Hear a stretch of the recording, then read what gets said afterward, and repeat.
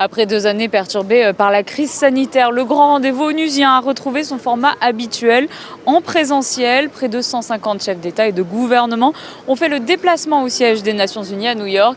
Des travaux de débat sur fond notamment de guerre en Ukraine et des divisions et inégalités que cela implique, comme l'a souligné dans son discours d'ouverture le secrétaire général des Nations Unies, Antonio Guterres. Des inégalités longuement évoquées également par le président français Emmanuel Macron lors de son passage mardi à la tribune. L'impérialisme contemporain n'est pas européen ou occidental.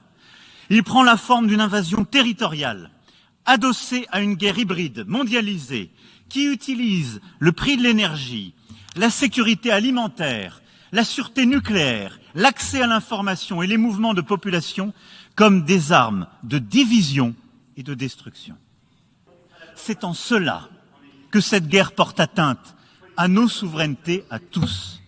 Historiquement, le Brésil est le premier pays à prendre la parole, suivi des États-Unis. Mais exceptionnellement, cette année, le président américain s'est exprimé que mercredi en fin de matinée et a débuté son discours avec une réponse ferme adressée à Vladimir Poutine suite aux annonces faites par le président russe, grand absent de ce sommet de chefs d'État. Transformation de l'éducation, crise alimentaire et urgence climatique étaient également au cœur des débats. Le prince souverain a lui pris la parole mercredi soir pour rappeler les enjeux primordiaux de la lutte pour le climat.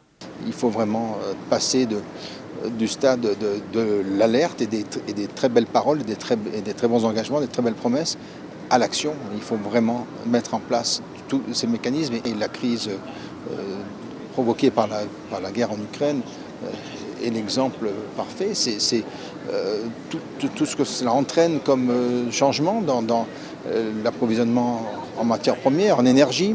Et bien ça aussi, ça provoque de faire appel au charbon. Ça n'est absolument pas la réponse que l'on souhaitait avoir. Donc il faut vraiment que tout le monde prenne ses responsabilités et prenne vraiment des engagements clairs, nets et définitifs vers un mix énergétique. La principauté, par la voix du souverain à la tribune, a rappelé son engagement en matière de transition énergétique et son objectif de neutralité carbone en 2050.